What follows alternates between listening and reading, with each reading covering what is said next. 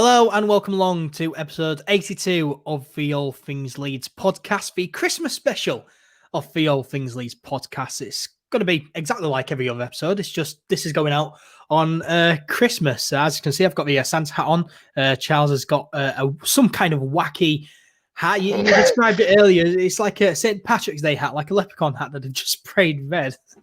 Yeah, I don't know what it is, to be honest. It appears to be some kind of Christmas hat. I've got a lot of questions myself, but, I'm happy to wear it on the Christmas pod. Yeah, we're getting right into the Christmas spirit here. Of course, I'm NkGhTg. To introduce ourselves, I'm NkGhTg, and joining me remotely, of course, as always, my co-host, Charles Foster. Charles, Merry Christmas, mate. Merry Christmas, mate. I hope you have a good day I say tomorrow because we're recording this on Christmas Eve, but I hope you have a good Christmas day. Yep, I hope you have a fantastic Christmas. Merry Christmas to you and your family, mate. And Merry Christmas as well to everyone watching and listening. Merry Christmas to you and your families. If you do, celebrate it, of course. You might not. But yeah, plenty coming up in this Christmas edition of the All Things Leeds podcast. We've got to discuss last Sunday's defeat at Old Trafford. And we've got plenty of news to go over as well before we look ahead to Leeds United's next game, which sees them take on Burnley at Elland Road this Sunday. Loads coming up here on the All Things Leeds podcast. Well, let's begin by discussing last Sunday's 6-2 defeat to Manchester United away at Old Trafford. Charles, what went wrong here? Do we have to discuss this? I kind of just blitzed it out of my memory at the time in a haze of, anger and alcohol, I think was kind of the theme of that evening. Yeah. I mean, it's horrible, isn't it? It's Christmas. We want to get into a Christmas spirit, but you have to talk about a 6-2 hammering to Manchester United. By the time I'd set it all up and I was watching it and I'd settled down with a beer, we were already 2-0 down, and that pretty much set the tone for the game. It was just dreadful. The first 20 minutes in particular, we just played like we'd been on the lash the night before. We just didn't track any runs, didn't defend properly, gave the ball away incredibly cheaply. The midfield in general, all game really, were woeful at stopping them cutting through us. It was just mistake after mistake after mistake, and even throughout all that though, if we're going to discuss the goals in order, or are you just going to go straight from negatives to positives? The first one is just Rafinha losing the ball on the halfway line, and cheaply, and then they just counter cut through us. No one tracks Scott McTominay's run. He fires in. Good strike, really, to be fair. Bottom corner. Not really much as they can do about it. Second one is a great kind of throw-in routine from Scum. They kind of work it in from the edge of the pitch. They spot the run of McTominay, and he's not tracked by Click at all. He nips in behind the defence and puts it past Meslier. Can't really blame the keeper for that one either. And then we're 2-0 down, and it's all looking a bit terrible. Yeah, I mean, it was terrible. It wasn't looking terrible. It was terrible. I mean, yeah, it was just, really, really frustrating. I mean, the defensive midfield were non-existent in this game, really. Conceding 6 goals. We could have easily conceded 20 goals with the amount of chances Scum created. But, we created a lot of chances as well, to be fair. And, there's a lot of negatives in this game, but I think there's a lot of positives as well. I mean, what were your initial feelings after the game, and are they any different now compared to what they were straight after the game on Sunday? You're talking about my rational football mind feelings, or my emotional, just got hammered by your biggest rivals feelings, because they're very different things. I was very angry. I was very angry after the game. I was good because I thought the players didn't put in the performance that the fans expected of them, or I expect of them in a game of that magnitude. It's all right. I say it's all right. It's not all right, but it's more acceptable to turn up like that against Palace or even Burnley this weekend, or someone like that. Someone you've got no history with, there's no pride on the line for it. It's slightly more acceptable to turn up and just be half-assed. But we were just, particularly for the first kind of 20-30 minutes, I thought we were absolutely dreadful. I thought we improved after half-time, to be honest. I know that they just kept scoring, but I actually thought we played much better after half-time. You talk about chances that we had. Obviously, we scored 2 goals. We had another 2 clear-cut chances. There was one in the first half that Bamford put wide on his right foot. One and one in the second half. I'm talking about the proper clear-cut, probably should have been goals one. The one that Jack Harrison had right at the end of the game, where he should have really made it 6-3. And he was pretty much open goal, but 8 or 9 yards out. That should Yeah. have been a goal. So really, the Bamford one's a bit more difficult because he's trying to nip behind and he's on a bad angle and stuff, and he's on his weaker foot. So I'll give him a bit more of leeway on that one. But Jack Harrison should be burying that one at the end of the second half. Yeah, definitely. There's one that Rafinha had kind of nipped off his feet early on in the first half. That got crossed in, that they just about defended. I didn't think they defended well either, though. I've got to say, going forward, they tore us to pieces. They dragged us all over the place. But when we went forward, they were pretty dreadful as well. Defensively, I thought we got in behind quite easily. I thought from set pieces, they didn't look strong either. Which is where our first goal came from. I've got to say, even though I've criticised him for his performance in this game, and rightly so, he conceded 6 goals. I did feel a bit sorry for Liam Cooper scoring away at Old Trafford and not even being able to celebrate it because we were already 4-1 down.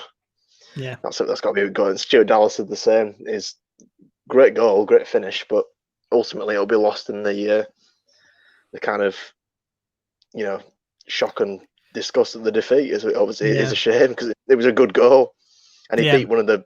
I know he's had a bit of bad press in recent years, but he's still top 5 goalkeepers in the world this day. So to bang it top corners, good effort. Fair play to Stuart Dallas there, but yeah, there was a few. We did have a few opportunities. If you're talking generously, when we were clinical, we should have probably scored 4. But if you're talking generously in there being clinical, they probably should have scored 8 or 9. Yeah. There was one that there was a chance that Marcelo had where he went in 1-on-1. Leslie made a good save there. There was one where Fred intercepted a throw out from Mesley after we gathered after a corner, and all he had to do was square it to Martial, and it was a goal. And he decided to go for goal himself, gave Mesley the chance, and he saved it. So look, there was a couple there straight away that should have gone in. There was a lot of them. It wasn't a very stable game. It was like a Sunday League game, really, with the amount of goals that could have been scored.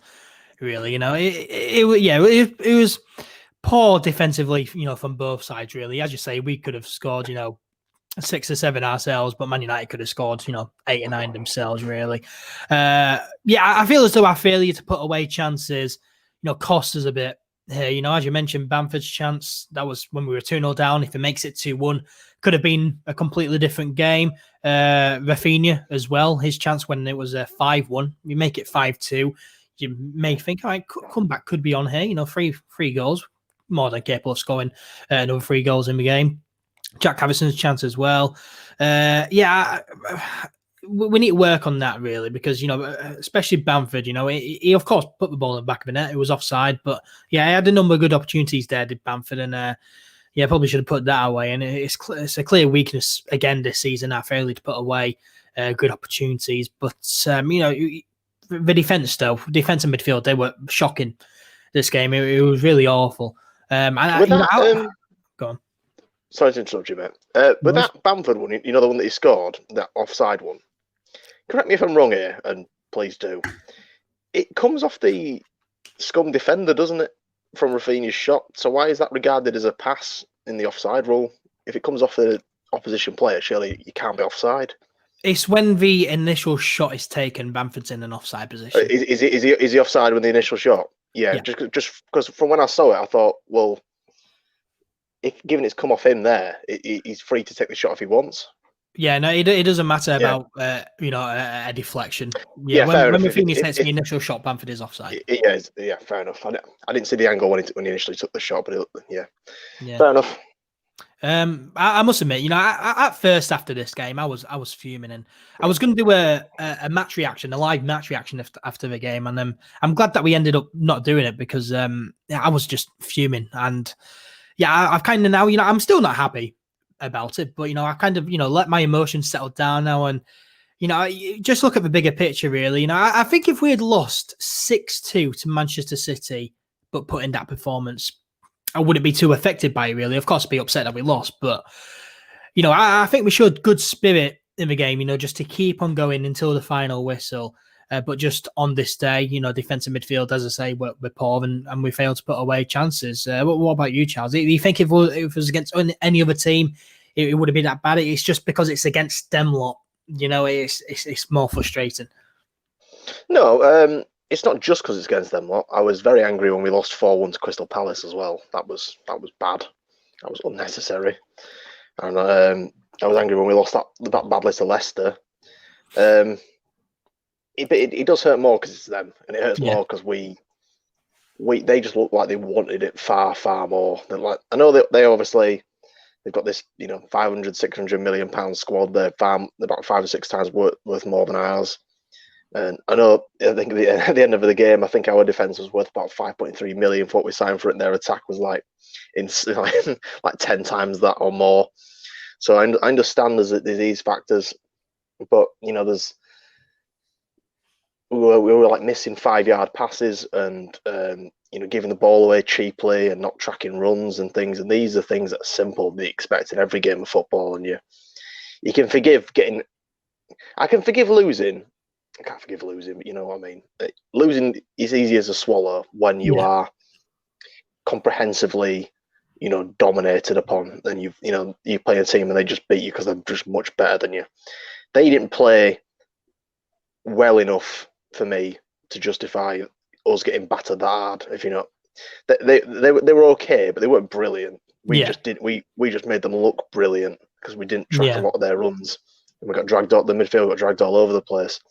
They didn't have to go or try hard, or you put in extreme amounts of effort to just comprehensively beat us. Because realistically, if you give away 2 cheap goals in the first 3 minutes, you're going to lose the game. That's it. It's gone. And then you're there for 87 minutes trying to get back into it. So that's just the way it goes. I didn't think they were brilliant. I really didn't. I just thought we were that poor. Yeah. I mean, we were definitely poor, but I do feel as though we did show a bit of fight, a bit of character and spirit, just to keep on going until the end. But it was just not our day, really. Both ends of the pitch, it was quite poor and frustrating. And it's awful as well because you hype yourself up before the game. You go into it, you're absolutely buzzing, playing Manchester United, first time in the Premier League for 16 years. Calvin Phillips has been in the press saying that it's been it's the biggest game of the season, and they're putting a performance like that. It is disappointing, but I feel as though there is still plenty of positives to take from it. Our spirit is definitely a big positive there. And as I say, when you look at the bigger picture, 3 senior centre backs out in Robin, NkGhTg, UNT, and Berardi. 3 senior centre backs out. The back 4 consisted of 2 wingers playing at fullback in centre back, and then our captain limped off in the second half. When you look at the bigger picture, of course we lost. It's never going to be easy, and of course we lost because they've got so much quality, expensive players, a fantastic attack, and our defense is a bit makeshift. So when you look at it like that, and then of course we lost. Well, I know what you're saying, but I can't accept that. I think you need to just be better. I think you need to be. I think if we just kept it, I know we never do this, but if we just kept it, tight and not tried anything too expansive. Of course, I love our style of play. We just kept it tight for the first 10 minutes or so and eased our way in instead of I mean, the first goal was a proper sucker punch, but you'd think the players would think, right, well, we've conceded there. Let's tighten things up a bit and let's be a bit more practical and pragmatic. And they just the same thing happened again, like a minute later. And you've got to think, I know it's difficult. I know you're away from home, but come on. Yeah, I mean, a lot of pundits after the game questioned Bielsa's style here, saying that we were a bit too naive. I mean, were we too naive, do you think? I don't think it's down to naivety. I think it's just it wasn't because we didn't really get countered on that badly, and it was never that. It was they just outdid us with the effort. I think for the most part, I think they just ran a bit harder and they closed us down, and we didn't take advantage of, when we did get forward a bit. We were wasteful. We weren't clinical with our chances. Yeah, and silly mistakes, giving the ball away too easily. For their first few goals, just too easy for them really. But I don't think we were too naive. And I just think it's what you're going to get with Bielsa. It's this style of play. It's very expansive, but you're going to leave space in behind, and teams can exploit that, and they do. And sometimes you're going to get hammered. and it's just what you put up with Bielsa, really. If you want good quality football, you're going to have to put up with something like this. I mean, a lot of people are saying that Bielsa should change his ways, but Bielsa said in his press conference this week ahead of a Burnley game that he's not going to change his ways. Not surprising at all. And, he shouldn't, should he? We shouldn't change our style of play. I don't see anyone criticising Sean Dyche's style of play when they get hammered 5-0 by Man City every season. Yeah. I don't see any, armchair pundits, having a bloody go at Sean Dyche for, putting to and not being expansive enough, not trying to score more goals. People just go, oh, well, the Burnley, of course, they're going to lose 5-0 to Man City. And, I don't accept that. I would rather take a few beatings. Sorry about the camera. I'd rather take a few beatings and, be entertained by watching us play than just watch Dross and us get beat anyway. Yeah, exactly. I think we should just listen to the pundits who actually talk sense, like Roy Keane and Gary Neville. Can't believe I'm saying this, but they're actually praising Leeds United, which is nice to see, saying that we're a breath of fresh air. And we are, we definitely are. We're playing entertaining football, picking up some good results. But then, there's going to be days like this throughout the season, unfortunately. But let's get into the game. Let's break it down and go over the goals. So, of course, horrible start, 2-0 down after just 3 minutes. Midfielder Scott McTominay scoring both of these goals, becoming the first player in Premier League history to score twice in the first 3 minutes of a match. And Charles, you mentioned it earlier. These were just too easy, weren't they? The first goal, Rafinha gives it away. No one closes down Bruno Fernandes. McTominay's given way too much space and time to set himself and take the shot. That's poor to concede. And the second goal as well. Click doesn't pick up McTominay. It's just poor defending from both midfield and defence, isn't it? Yes, just a poor. As I said earlier, it's just not tracking runs, giving the ball away cheaply. We did it all game, and we got punished for it all game. We didn't always concede, but they always got good chances out of it. And I thought all the bad stuff we've been talking about in recent weeks, giving the ball away, not tracking runs, giving away cheap free kicks. I thought we did that a lot as well. Yeah, it was, easily avoidable. And there's clear, things that we can work on and iron out. Yeah, it's just the same mistakes over and over again, which is just disappointing. Of course, 3-0 in 20 minutes, Bruno Fernandes scoring. Too easy again for him. Phillips is caught ball watching, doesn't look over his shoulder to see Bruno Fernandes there, who's freeing him back. I think if Phillips looks over his shoulder, he goes to him and marks him, but he just didn't. And Bruno Fernandes, free hit at goal. And he goes past quite a few players into the back of the net. Just poor again. And of course, 4-0 in 37 minutes. Lindelof scoring from a corner, Marcelo flicking on the header. And then, Lindelof free at the back post to tap it in. And Phillips again, losing his man. And, Calvin Phillips, he had a poor game here, didn't he? Well, he got brought off at half time for exactly that reason. But set pieces have been in trouble for ages, particularly at the back post. I don't understand how a man marking system like ours leaves so many men unmarked in the box. It doesn't make any sense. Yeah. Because if you think with zonal, you can understand things like that because, players tend to move around a bit more and they're there to mark specific areas. But with man marking, you need to be in your man's pocket at all times. You need to be in his personal space at all times. You cannot let him drift in at the back post, completely unmarked with a free shot of goal. Yeah. Just silly, really. Yeah, I mean, Bruno Fernandes, I thought he had a Calvin Phillips in his back pocket for that first half. Of course, we pulled a goal back, though, on 42 minutes. Liam Cooper heading home from a corner. That left it 4-1 at half-time. Did you ever believe that a comeback was on the cards? No. No, to be honest, no. I didn't think we'd come back. I thought if we did, it'd be one of the greatest, Premier League comebacks of all time. But, I didn't expect it. Yeah, neither did I. And especially with the two changes that we made at half-time, that didn't fill me up with a load of confidence. Having Phillips and Click taking off for Struijk and Shackleton. Shackleton moved to right back. Dallas moved into midfield, and then Struijk occupied that defensive midfield role. I mean, these were interesting changes, to say the least. But, I feel as though it was the right call because Phillips and Click, they were having quite poor games, really. And, of course, they were both on 4 yellow cards as well. So if either of them picked up a yellow card in this game, then they're suspended for one match. So, the right call from Bielsa, really. Well, yeah, but I thought they were generally poor anyway. I would have taken them off regardless of the yellow card situation. Shriek was a bit, to be honest, was all right, but he was a bit slow on the ball. There was a lot of times where he was on the ball and he appeared to not be aware that he was under constant pressure. He thought he had a lot more time on the ball than he actually did. I didn't really see much from Shackleton, to be honest. He made a couple of decent challenges here and there, but nothing really other than that. And obviously Stuart Dallas eventually got his goal, but in the second half from his midfield position. But obviously he didn't come on. He just moved forward a bit. I think they did work a little bit. I thought we were better in the second half. I did think we were a lot better and a lot tighter, but I think that was more down to personal pride, not wanting to concede a cricket score rather than tactical genius. Yeah. I mean, yeah, we were much better in that second half for me.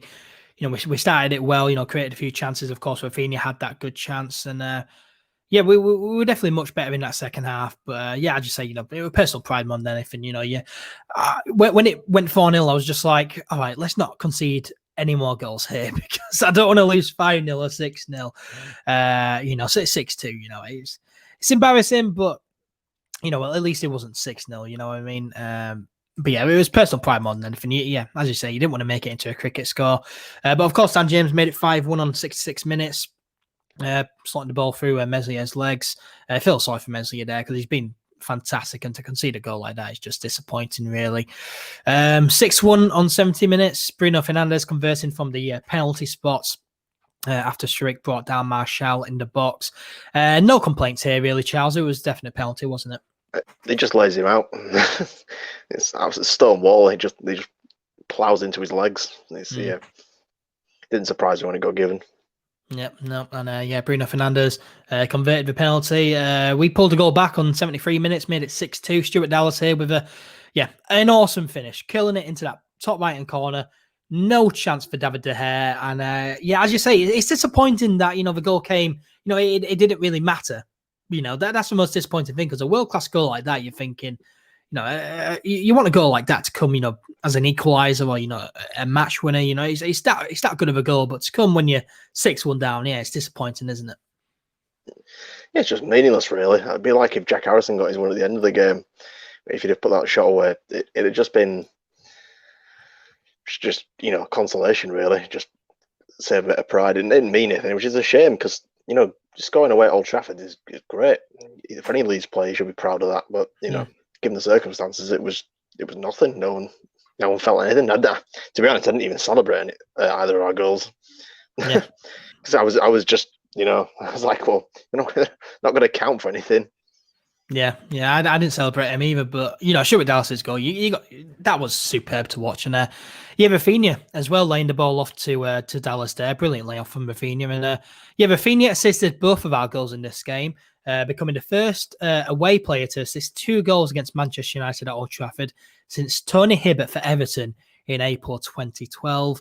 6-2 the final score. I mean, it could have been about 20-15. The final score, really, with the amount of chances created. It was a ridiculous game. 43 shots in total in the game, the most in the Premier League game at Old Trafford since October 2016, where there were 45 attempts in Man United's 0-0 draw with Burnley. An absolute ridiculous game here. But 6-2 the final score.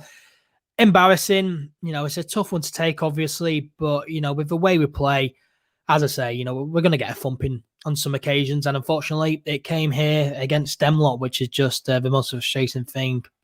But as I say, if you take everything into account, with our injuries in defence, Liam Cooper going off injured during the second half, and the amount of money Man United's team costs, going forward, their quality, of course we're lost, and we just need to dust ourselves down now, Charles, don't we, and move on.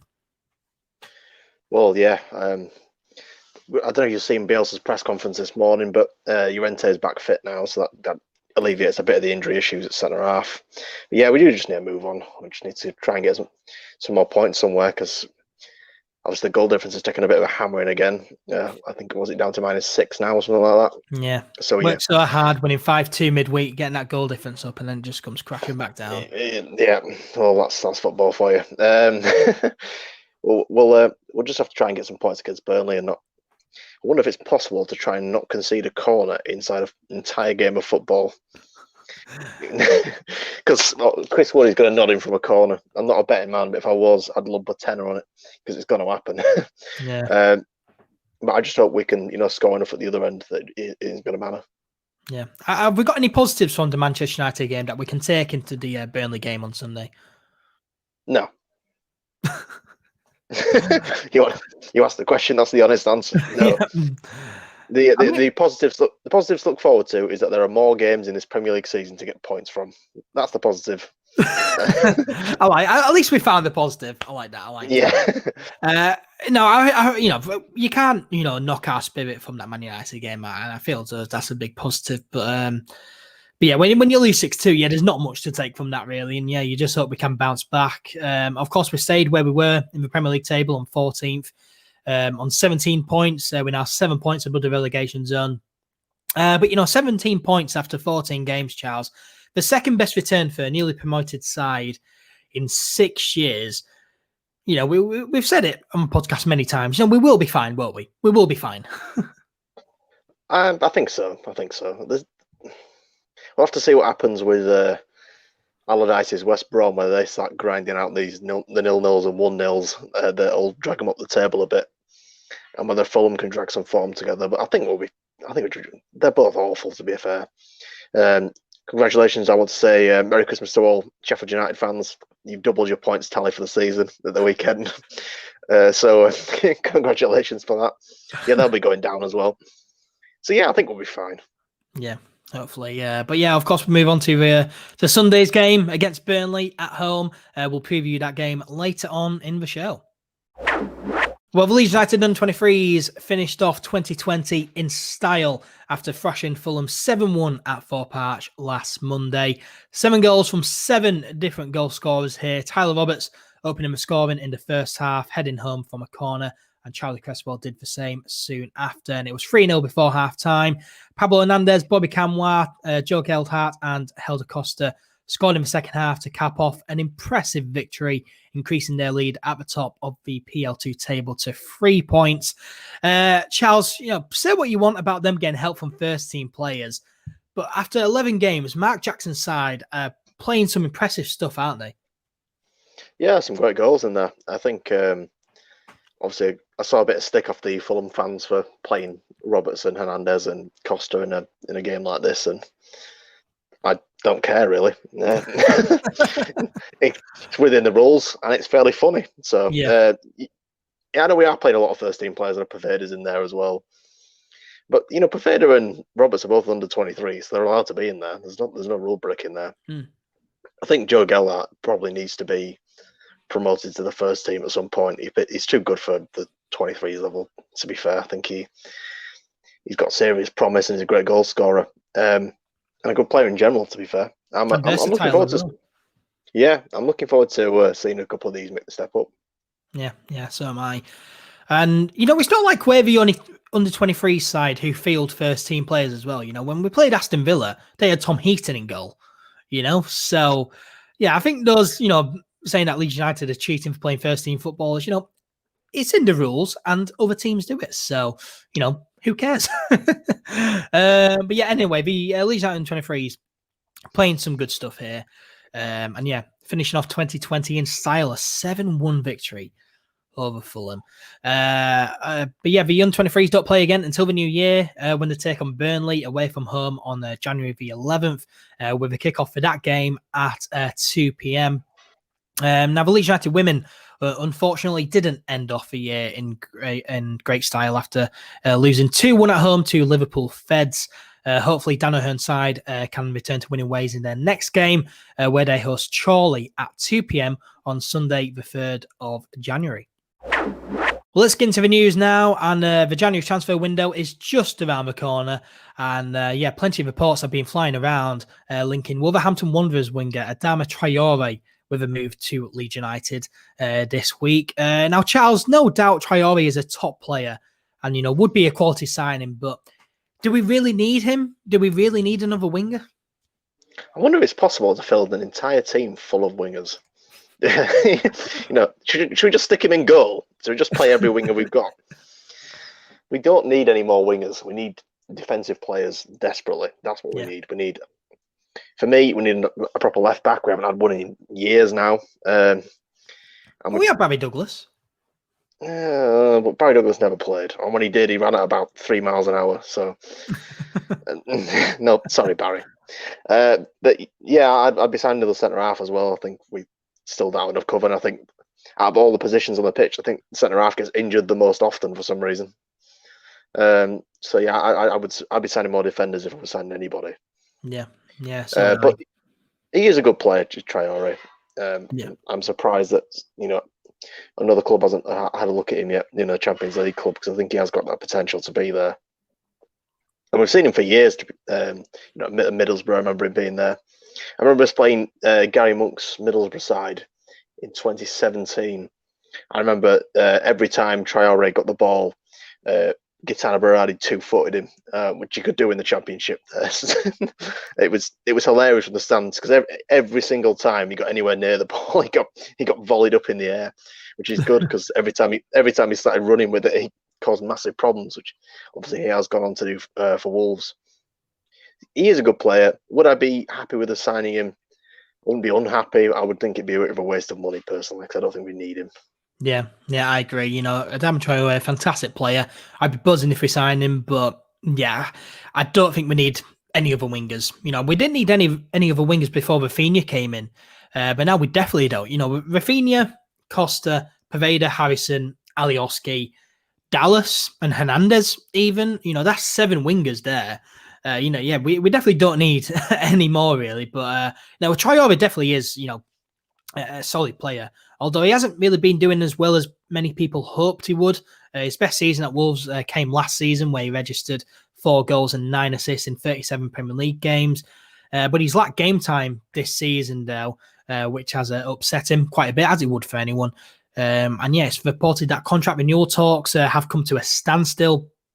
But his current contract, though, doesn't run out until 2023. So, yeah, as you might imagine, the price could be a bit big, and it's reported that the 24-year-old Spaniard could cost in the region of £40 million. Can you see us paying that much for him?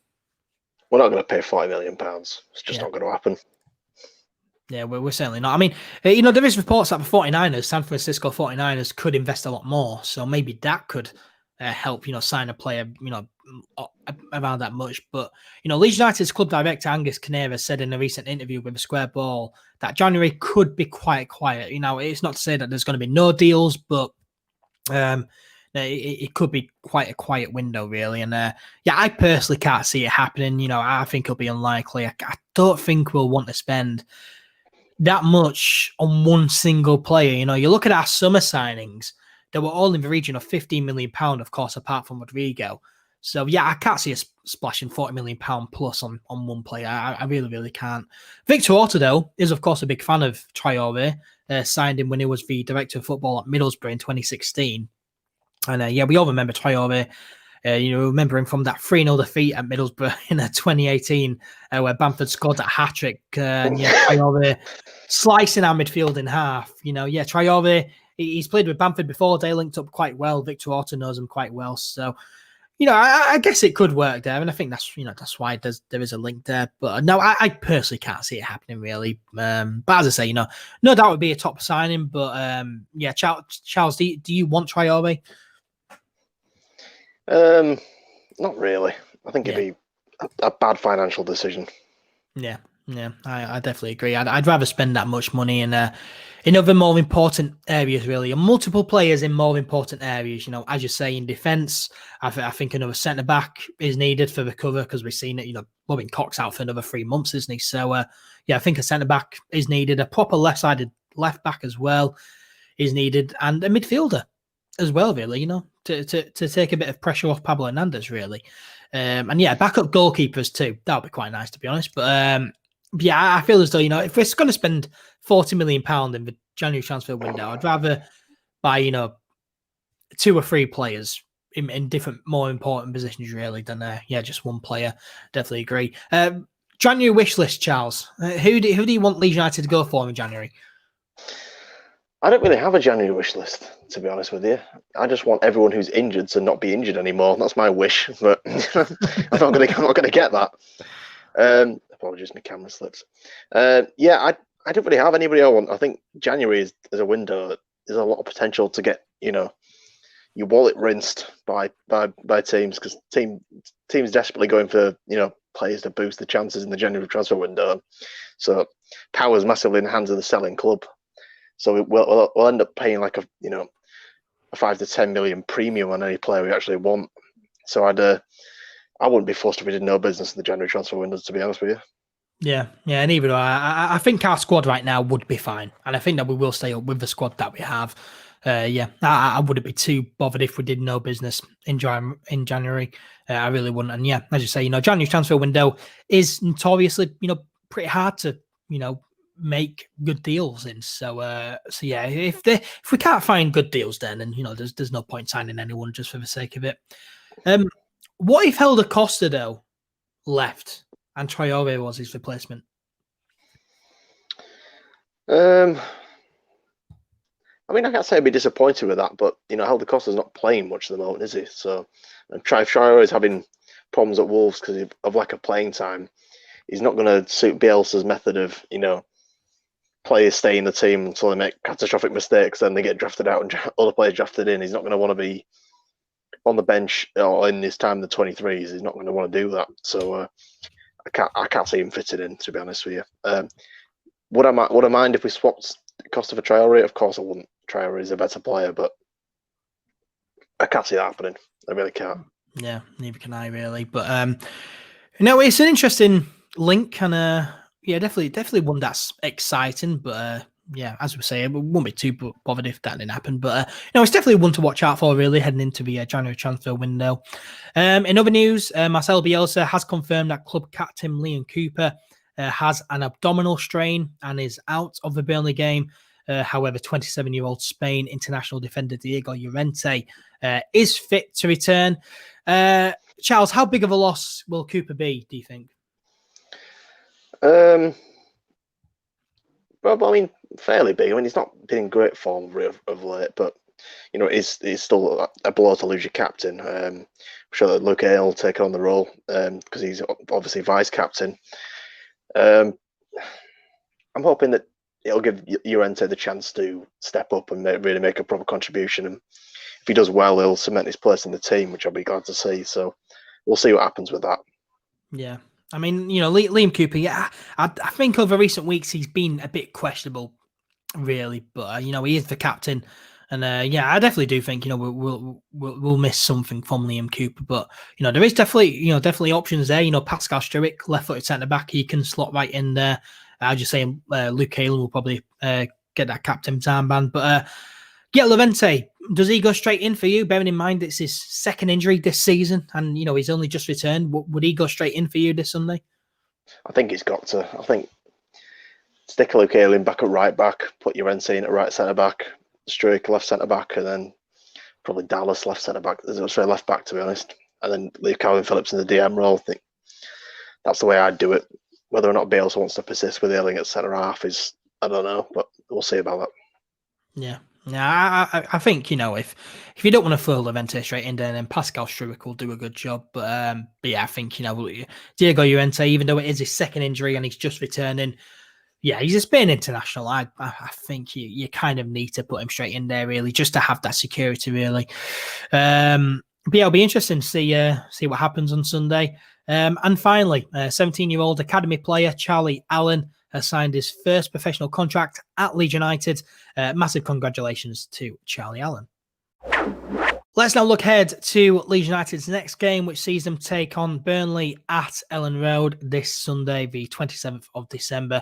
The game kicks off at 12 p.m. and is live on Sky Sports and Sky One as well. So if you have Sky, but you don't have a Sky Sports subscription, you can still watch the game on Sky One. Now, Charles, how are you feeling heading into the game on Sunday? Wary. I'm wary of the set piece threat that they've got, and wary of the height and the strength they've got in their team. And I'm wondering what the confidence of our team is going to be like after the result, last week. So I'm wary of them. I think we just because they're down there at the bottom of the table and they're obviously a relegation rival, we should not take them lightly. The results have been picking up recently. They've been picking up the odd draw, the odd win, and I think they are dangerous, particularly from set pieces. And I think we are still giving away too many cheap set pieces that we don't need to. I think we need to be very careful not to underestimate them. And I think we do need to get 3 points. I think that would be the best way to round off the year. I think we get to the halfway point, we get to 20 points. That's the way to look at it. We need to be, and then we can push on into next year and try and get the next 20 points that we need to stay in this league. I think we need to sit like that. We need to be at it, concentrating, playing as well as we can, and not giving away cheap goals. Yeah, we definitely can't underestimate Burnley. I think that they do lack, a bit of quality, but definitely, one of our biggest weaknesses is set pieces, and the likes of Chris Wood, Ashley Barnes, James Tarkowski as well. They are strong at set pieces. It won't surprise you that on WhoScored.com, aerial duels, they are very strong at Burnley, and they are strong at protecting the lead as well. They're weak though at keeping possession of a ball, weak at finishing scoring chances, weak at defending against attacks down the wings. So, I think we could have a lot of joy, but definitely set pieces and aerial duels, they could cost us here, couldn't they, Charles? Well, yeah, severely. We need to prevent corners and set pieces as much as physically possible. If we limit the amount of corners they manage to get during the game, I think we nullify a lot of their threat. Well, we know what Chris Wood is like as a striker, because he's probably one of the most effective strikers we've had in the last 5 years. So we know what he's like. We know what he's about. The players some of the players we've got still now will know what he's like and what he's about. So we need to be very careful that we, deal with him appropriately and cut off the supply to him. I tend to agree with you. I think creatively they've not got much in the midfield, but they are, once they get the ball up to the strikers, I think I've always rated Ashley Barnes. I think he's probably one of the most underrated strikers in the Prem, for his ability to finish the chances he gets. He always gets a decent goal tally and some good performances. Chris Wood, we know what he's about. He's a good player. So we just need to, and they've got a good keeper as well. Nick Pope. You can see it is Nick Pope. I was trying to think it between him and Tom Eaton, but you were saying earlier that Tom Eaton's obviously in 23. Nick Pope and Bailey Peacock-Farrell, of course. Oh, I hope they play Peacock-Farrell out. We bang like 6 past him. Nick Pope is a fantastic keeper. There's a reason he's constantly on people's lips when it comes to talking about the England team. He's a good keeper. He's probably better than Jordan Pickford, to be honest with you. Yeah. So we'll have to be very good to get the points here. But I'm wary of the game. But I think it's definitely possible that we can go there and win. I don't think there's anything stopping us from doing that. Yeah, no, I think the game is definitely there. There's definitely something in the game for Leeds United, but it's just, we can't underestimate them, and we need to be on top of our game because Burnley, they do have threats, especially at set pieces, and but we're definitely going to have to be cautious, really. And Sean Dyche's side have picked up a bit of form in recent weeks. They beat Wolves 2-1 at home on Monday to make it 2 wins and 2 draws in the last 4 games. They've lost just 1 in the last 6. That was, of course, 5-0 defeat against Manchester City. But no, Burnley, 1 loss in the last 6. They've climbed away from the bottom 3 as they now sit in 16th on 13 points, 3 points above the relegation zone, and just 4 points behind us as well. So, Charles, going into this, it's one of those teams that, you need to be picking up points against if you want to stay up, especially at home. But, it's also equally as important because if we lose this, we could be pulled into a relegation battle. So it's important to win this, really, so we don't get pulled into a relegation scrap.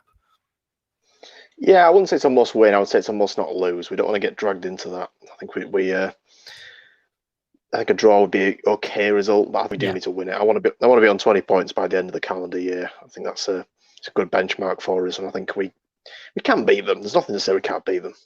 Yeah, nothing to say we can't beat them. We just need to hope that we can bounce back from that heavy defeat last weekend.